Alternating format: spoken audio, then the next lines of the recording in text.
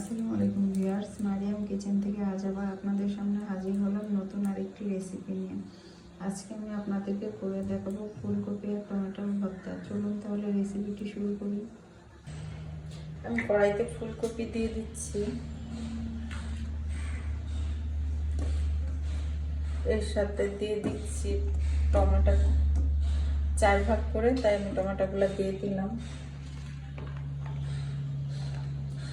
দিলাম কাঁচামরিচ,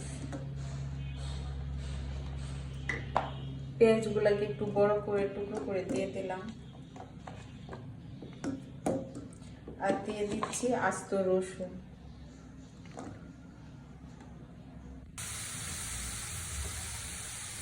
ফুলকপিগুলো সিদ্ধ হয়ে গেছে, মরিচটাও সিদ্ধ হয়ে গেছে, পানিও শুকিয়ে গেছে। আমি এই পর্যায়ে চুলাটা বন্ধ করে দিচ্ছি।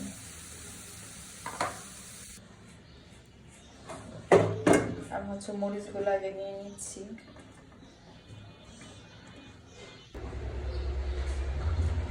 আমি এখন শুধু মরিচটা হাত দিয়ে মাখানোর জন্য অল্প একটু লবণ দিয়ে দিচ্ছি।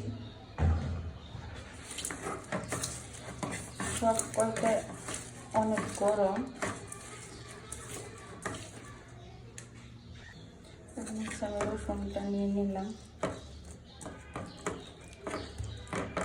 বাসায় যখন কোনো কিছু থাকবে না তখন এই ভর্তাটা একটু করে নিতে পারেন ঝটপট, এতে একসাথে কাজটাও সহজ হয়ে গেল, আর অল্প অল্প জিনিসগুলা নষ্টও হবে না।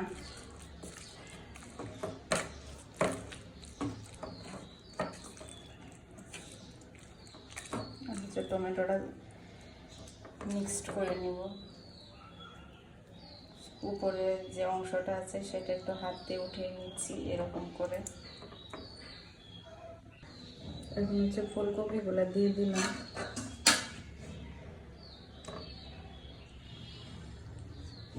এখন ফুলকপিগুলো এর সাথে ভালো করে মিক্সড করে নিব।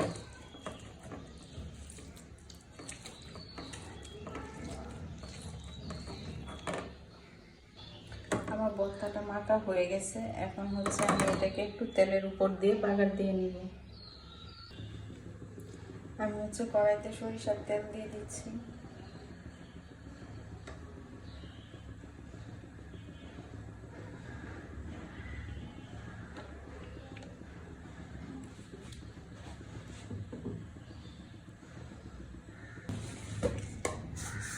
আমি কিছু কালো জিরা দিয়ে দিচ্ছি।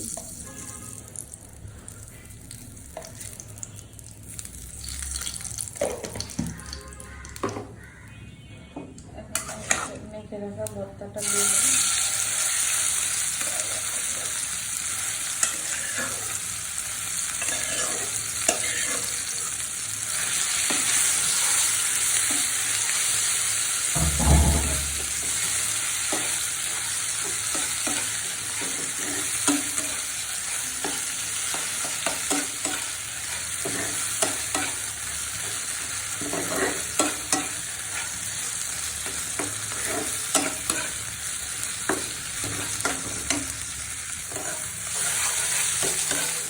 ভর্তাটা ভাজা শেষ। এখন আমি একটা বাটিতে উঠে নিচ্ছি।